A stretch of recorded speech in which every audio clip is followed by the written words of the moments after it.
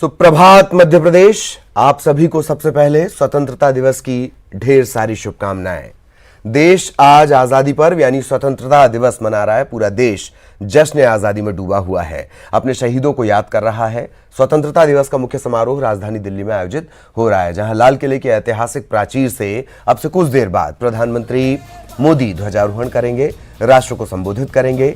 इसके पहले स्वतंत्रता दिवस की पूर्व संध्या पर राष्ट्रपति रामनाथ कोविंद ने देश को संबोधित किया।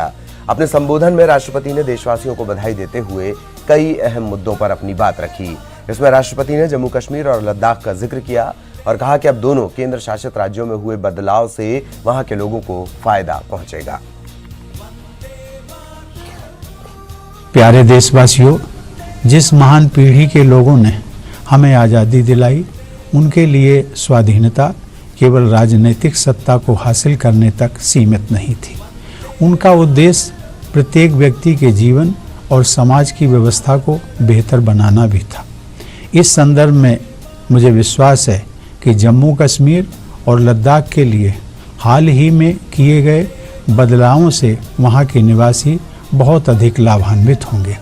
वे भी अब उन सभी अधिकारों और सुविधाओं का लाभ उठा पाएंगे जो देश के दूसरे क्षेत्रों में रहने वाले नागरिकों को मिलती है।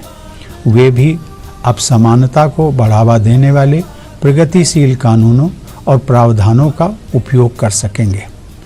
1947 से पहले सभी भारतीयों का लक्ष्य था कि देश को आज़ादी प्राप्त हो।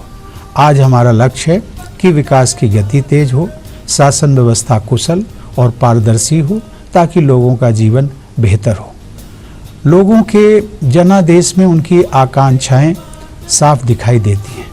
इन आकांक्षाओं को पूरा करने में सरकार अपनी भूमिका निभाती है, परंतु मेरा मानना है कि 130 करोड़ भारतवासी अपने कौशल, प्रतिभा, उद्यम तथा इनोवेशन के जरिए बहुत बड़े पैमाने पर विकास के और अधिक अवसर पैदा कर सकते हैं। मेरे प्यारे देशवासियों, जब हम अपने देश की समावेशी संस्कृति की बात करते हैं, तब हम सबको यह भी देखना है कि हमारा आपसी व्यवहार कैसा हो चलता रहा है।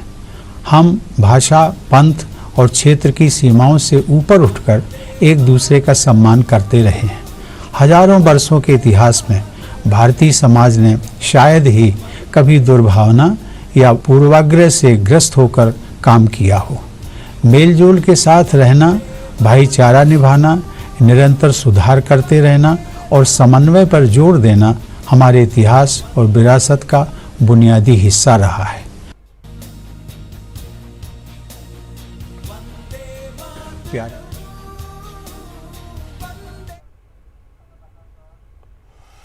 और सीधे आपको लिए चलते हैं दिल्ली।